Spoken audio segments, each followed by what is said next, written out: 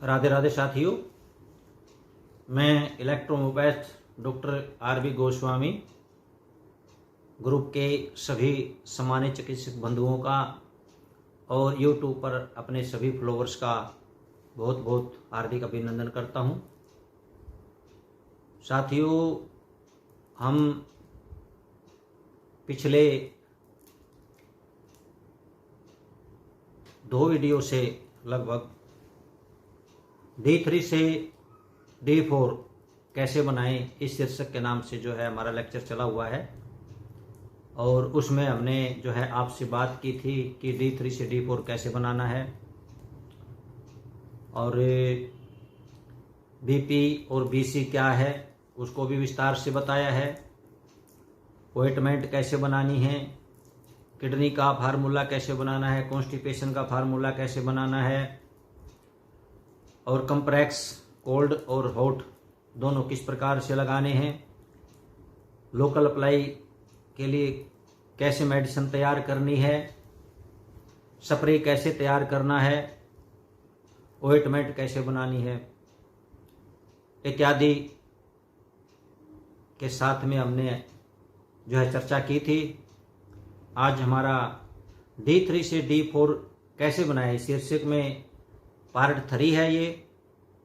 और आज हम बात करेंगे कि ग्लोबुल्स कैसे बनानी है, क्योंकि हमारे कई साथियों की ये रिक्वेस्ट थी कि हमें ग्लोबुल्स बनाने में बड़ी परेशानी है, कैसे तैयार करें। ये बड़ी उलझन हमारे सामने है। आप कृपा करके इसे बताएं किस प्रकार से कंपोजिशन में बनानी है, किस प्रकार से सिंगल मेडिसिन में आपको बनानी है। तो आज हम चर्चा करेंगे ग्लोबुल्स कैसे बनाएं, और अगला हमारा जो इस पर टॉपिक होगा वो लोशन कैसे बनाना है, उसके बारे में भी हम आज बात करेंगे। और इसके पश्चात में कुछ रिपोर्टें हमारे पास में हैं। देखिए, यहाँ पर जो है पूरी रिपोर्टें दिखाना तो पॉसिबल नहीं है, फिर भी हम जितनी हो सकेगी हम आपको ये ज़रूर दिखाएंगे। और बाकी की जो है आज इस वीडियो के साथ में ही हम जैसे वीडियो आपके ग्रुप में आएगा तो उसके साथ में हम ये रिपोर्टें भी एक 1 बाय 1 करके जो है मैक्सिमम प्रयास करेंगे डालने का। वहाँ पर आप उन रिपोर्टों को देख लीजिएगा। और आइए आज हम बात करते हैं कि ग्लोबुल्स कैसे तैयार करें। साथियों, कई साथियों की शिकायत आती है कि डाइल्यूशन हम बना लेते हैं, लेकिन क्या है कि उसके अंदर फंगस लग जाता है, बड़ी समस्या है। तो देखिए साथियों, ये तो जो है मेडिसिन की क्वालिटी के ऊपर डिपेंड करता है कि उसकी मेडिसिन की क्वालिटी क्या है। अगर जल्दी खराब होती है तो उसके अंदर कमी है, नहीं अगर अच्छी क्वालिटी से अच्छे मेथड से मेडिसिन को अगर तैयार किया जाए तो जो है वो डाइल्यूशन में भी जो है खराब नहीं होती है, लिक्विड फॉर्म में भी खराब नहीं होती है। फिर भी आज आइए चलिए हम बात करते हैं कि ग्लोबुल्स कैसे बनाएं। पहले सिंगल मेडिसिन को ले लेते हैं साथियों। देखिए, अगर आपको 100 ml के अंदर आपने जो है ग्लोबुल्स बनानी है 100 ml के अंदर, तो 100 ml के अंदर 4 पार्ट हमने उसको डिवाइड किया। 4 पार्ट में से जो है 3 पार्ट को हमने जो है ग्लोबुल से फिलअप कर लिया है, और 1/4 जो है 1/4 पार्ट जो है वो इसका हमने खाली छोड़ दिया है। तो साथियों, यहाँ पर हमने क्या करना है कि पहले हम सिंगल की बात कर लेते हैं, सिंगल मेडिसिन कैसे बनानी है। इसके अंदर आपको क्या करना है कि 1 ml जो है D3 लेना है, और 9 ml उसके अंदर जो है आपने RS लेना है, और उसको अच्छी तरह से 100 स्ट्रोक लगाने हैं। 100 स्ट्रोक लगा करके इस बोतल के अंदर पहले आपने 1 ml डाल देना है। 1 ml डाल करके जो है इसको आपने सैचुरेटेड करना है इस तरह से, इसको ठोकना नहीं है, इसको ऐसे ऐसे सैचुरेटेड करना है इधर से इधर। अगर आपके पास में कोई जो है खुले चौड़े मुंह का जो है कोई ऐसा आपके पास कंटेनर है, जैसे कोई डब्बा टाइप होता है, उसके अंदर है तो और भी अच्छा है, उसके अंदर बहुत जल्दी जो है ये सैचुरेटेड हो जाती है। तो इसमें 1 ml डालिएगा पहले, और उसके बाद धीरे धीरे इसको जो है ऐसे सैचुरेट कर दीजिएगा। फिर उसके बाद में फिर 1 ml डाल दीजिएगा, फिर सैचुरेट कर दीजिएगा। इस प्रकार से 10 ml मेडिसिन जो है इस 100 ml के अंदर आपने डालनी है, यानी कि 1:9 का रेशियो आपने यहाँ पर बनाना है। ये आपकी सिंगल मेडिसिन हो गई। तो इस प्रकार से ये आपकी सिंगल जो है D4 बन गया आपका। आप इसको साल, 2 साल, 3 साल तक भी रख सकते हैं, ये खराब नहीं होगा आपका। और जब भी आपको कोई डाइल्यूशन फॉर्म में तैयार करना है, लाइट डाइल्यूशन तैयार करना है या स्ट्रॉन्ग डाइल्यूशन तैयार करना है, तो वहाँ पर आप इन ग्लोबुल्स की संख्याएं बढ़ा देंगे। यदि आपको स्ट्रॉन्ग करना है तो उस ये 20 नंबर का ग्लोबुल्स है, 30 ml बोतल के अंदर जो है आपने 25 से 30 ग्लोबुल्स जो है उसके अंदर डाल देनी है। बाकी का उसके अंदर डिस्टिल वाटर डालना है और उसको अच्छी तरह से जो है मेल्ट कर लेना है। ये आपका जो है D4 ही बन गया। ये समझ लो कि D4 आपका स्ट्रॉन्ग डाइल्यूशन वो बन गया। यदि साथियों आपको वीक करना है तो आप इसमें 3 ग्लोबुल्स भी डाल सकते हैं 30 ml के अंदर और उसको अच्छी तरह से जो है आप डाइल्यूट कर सकते हैं। ये आपका लाइट डाइल्यूशन हो गया। जितनी भी पावर आपने उसकी बढ़ानी है, जितना उसको लाइट करना है या जितना उसको स्ट्रॉन्ग करना है, आप उसके अंदर ग्लोबुल्स की संख्या बढ़ाते जाइए। आपका जो है वो उसी पावरिटी के साथ में जो है पोटेंशियल के साथ में वो बन जाएगा, तैयार हो जाएगा आपका। तो इस प्रकार सिंगल मेडिसिन का मैंने आपको बताया। अब बताते हैं, आपको बात करते हैं इसमें कंपोजिशन जो है, कंपाउंड मेडिसिन कैसे बनानी है इसके अंदर। अब साथियों देखिए, यहाँ पर हमने क्या करना है कि इसके अंदर जैसे S1, F1, A3, S10, C15 और YE का मैंने यानी कि 6 मेडिसिन जो है हमने लिया है। तो 6 मेडिसिन को क्या करना है आपने साथियों, उसको 30 ml में डालना है। 6 सबका 6 ड्रॉप लेना है, यानी कि 60 ड्रॉप होगी 6 मेडिसिन का। प्रत्येक मेडिसिन का 10 ड्रॉप लेना है, तो 6 मेडिसिन का जो है वो 60 ड्रॉप हो जाता है। वो 60 ड्रॉप को इक्वल टू 3 ml।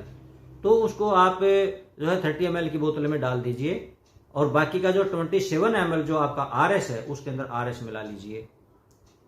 तो आपका जो है ये 30 ml जो है कंपोजिशन तैयार हो गया है। उसके अंदर अगर आप 100 ml में डालना चाहते हैं तो आप 100 ml में डालिए, आप 200 में डालना चाहते हैं 200 में डालिए, 300 में डालना चाहते हैं तो 300 में डालिए, यानी 300 ml तक आप उसके अंदर डाल सकते हैं, क्योंकि आपके पास 30 ml जो है कंपोजिशन तैयार है RS में। तो हम एक एग्जांपल लेते हैं कि हमने 100 ml के अंदर जो है 10 ml डालना, उसमें से हमने 10 ml निकालना है और इसके अंदर जो है हमने 1 ml करके उसी मिक्सचर का जो है जैसे बताया था सिंगल मेडिसिन का, उसी तरह से इसमें डाल करके इसको इस तरह से इस मेथड से जो है उसको आप सैचुरेटेड करते जाइएगा। जब ये एब्जॉर्ब कर ले ग्लोबुल्स अच्छी तरह से, फिर 1 ml और डाल दीजिएगा इसके अंदर। उसके बाद फिर उसको इसी तरह से जो है मूव कीजिएगा और जब ये फिर सैचुरेटेड हो जाए, अच्छी तरह से एब्जॉर्ब कर ले मेडिसिन को, फिर इसको डाल दीजिएगा। आपने 10 ml इसके अंदर पूरा डाल दिया है और ये पूरी तरह से सैचुरेटेड हो गई है। इसको देर मत लगाइएगा, इसको खोलिएगा, खोल करके किसी अखबार पे या किसी कांच के बर्तन में या किसी चीनी मिट्टी के बर्तन में इसको निकाल दीजिएगा उल्टा, वापस से उसको उड़ेल दीजिएगा और उसको हवा में सुखा दीजिएगा। साथियों 5 मिनट में जो आपकी RS है वो सब उड़ जाएगी और जो मेडिसिन थी वो आपकी जो है ग्लोबुल्स के अंदर प्रेजेंट रहेगी। तो इस प्रकार से यदि आपको डायरेक्ट किसी पेशेंट को देना है, कोई आपके पास में जैसे कोई ऐसा कोई एक एक्यूट इमरजेंसी का पेशेंट आ जाता है कोई भी अचानक से, तो वहाँ पर आपने क्या करना है, इसकी जो है 5-5 गोलियां जो है उसकी टंग्स पर रख देनी है 10-10 मिनट के अंतराल पर। मान ले कोई किडनी का पेशेंट है या कोई गैस्ट्रिक का पेशेंट है या किसी को इरिटेशन हो रहा है या फिर पेन है पेट के अंदर, एब्डोमेन पेन है, तो किसी प्रकार की भी समस्या है एब्डोमेन से रिलेटेड, तो उसमें सब में ये मेडिसिन जो है काम करेगी। इसका हमने इसी नाम रखा है एसिडिटी, गैस और एब्डोमेन पेन, इसका नाम रखा है हमने मेडिसिन का। और ये हमारे पास हरदम तैयार रहती है। अगर कोई ऐसी सिचुएशन का पेशेंट आता तो तुरंत हम उसी टाइम उसको उसके टंग्स पर डाल देते हैं। उसके बाद जो है लिक्विड का बना करके उसको हम घर पे देते हैं पेशेंट को। तो इस प्रकार से जो है हम ये ग्लोबुल्स का जो है हमने बनाना है। कंपोजिशन मैंने कंपाउंड का भी आपको बताया है, सिंगल मेडिसिन का भी मैंने आपको बताया है। तो इसके आगे जो साथियों जो है हमारा लोशन कैसे हमने तैयार करना है, ये लोशन कहाँ पर काम आता है साथियों, जहाँ पर हमने स्किन को साफ करना हो, धूल मिट्टी को साफ करना हो, या किसी इंजरी को हमने साफ करना हो, तो वहाँ पर हम लोशन का प्रयोग करते हैं।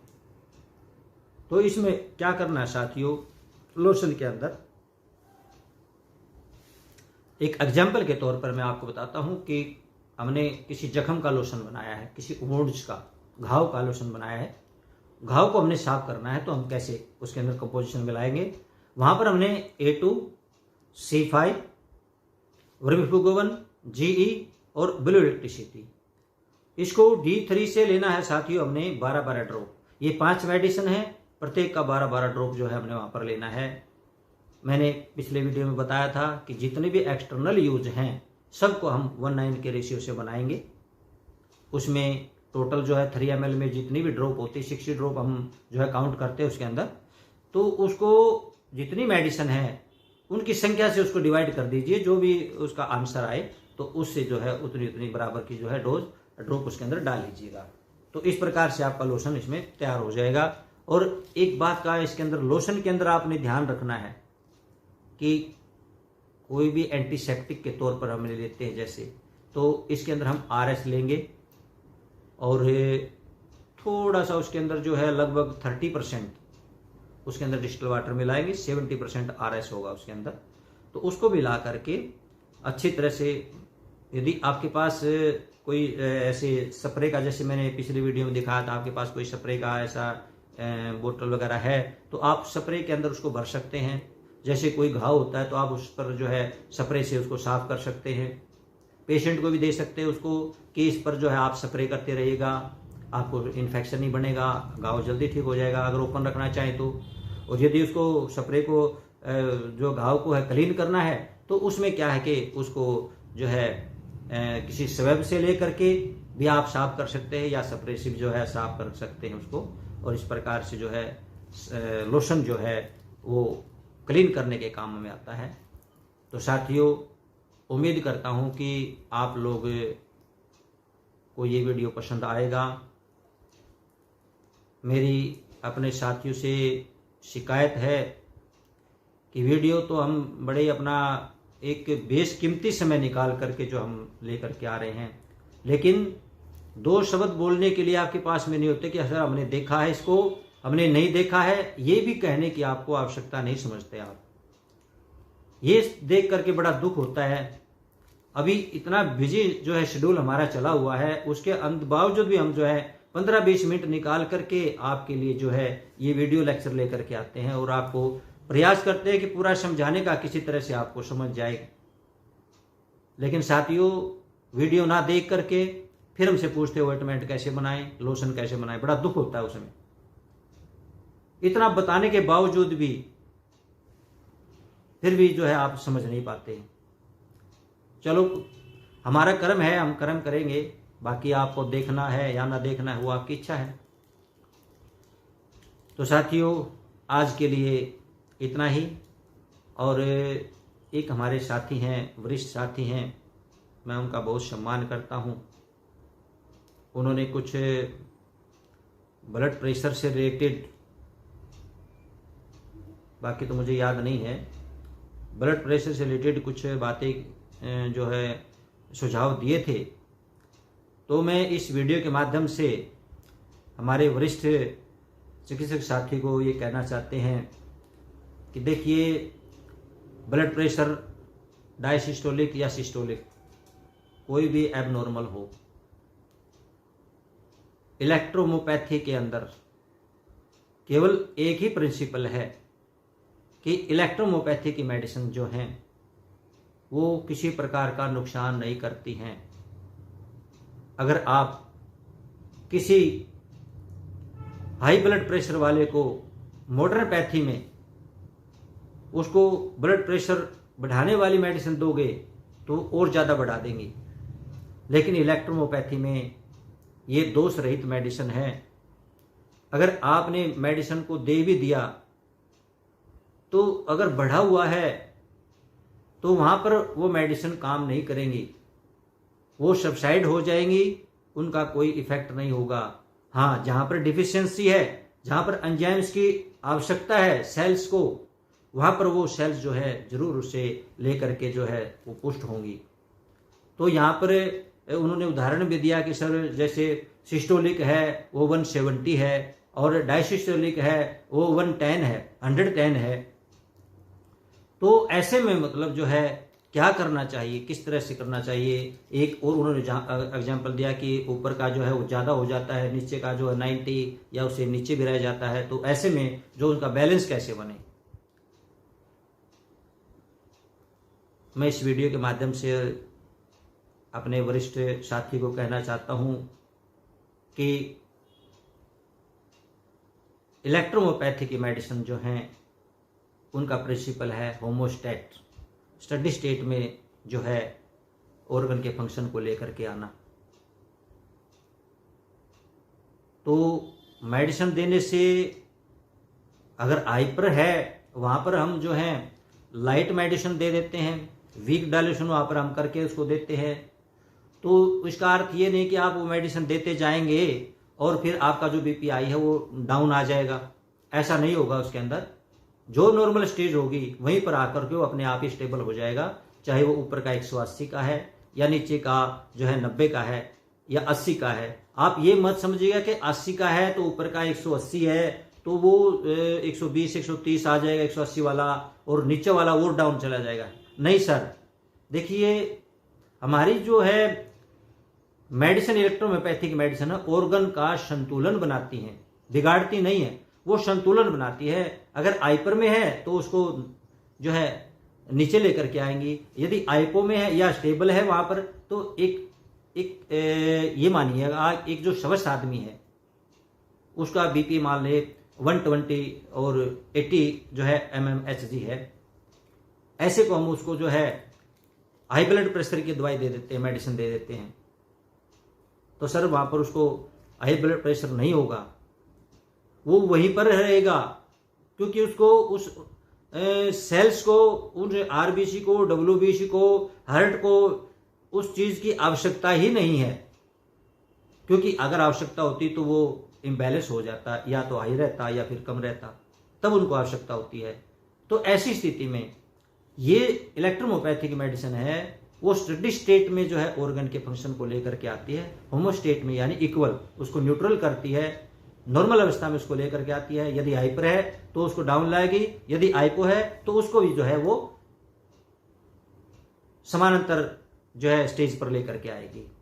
तो उम्मीद करता हूं कि हमारे साथी कुछ समझे होंगे, और यदि कोई और कुछ कमी होगी तो फिर बात बाद में भी की जा सकती हैं।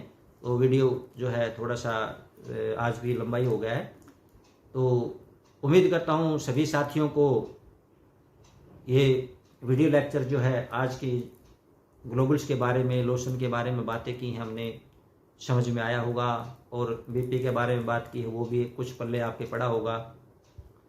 तो आज के लिए इतना ही, और जिन साथियों ने अभी बुक की जो है बुकिंग नहीं करवाई है तो अपनी बुक की बुकिंग करवा सकते हैं।